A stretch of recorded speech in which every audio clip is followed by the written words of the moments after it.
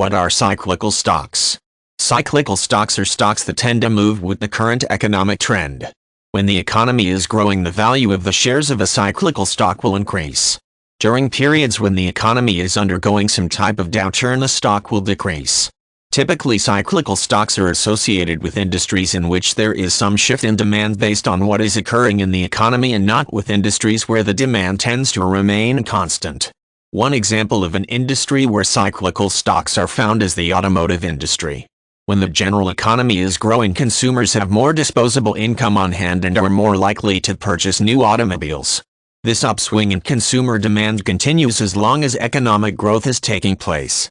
Should the economy begin to stall and households no longer have as much disposable income as before, the end result is that the demand for new vehicles decreases, which in turn causes the value of the stock issued by automakers to decrease.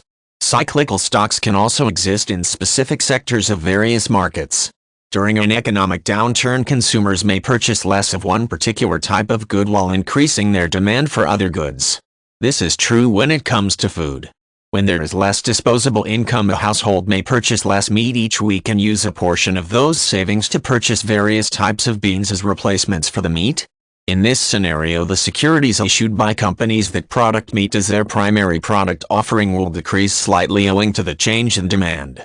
The demand for beans as a replacement for the meat can create what is sometimes called a counter-cyclical stock increase, since that increase can be directly connected with the economic downturn and the ensuing change in consumer purchasing habits. It is important to note that investors do not have any control over the movement of cyclical stocks. This makes it all the more important to accurately project the direction that the economy will move in both the short term and the long term. Doing so makes it possible to structure trading strategies that allow the investor to buy shares of stock that are likely to thrive in the upcoming months and years, while selling off stock that is likely to tumble in value during that same period. Creating the right combination of purchase and sales result in riding the economic trend to its obvious conclusion and increasing the potential of earning a consistent return.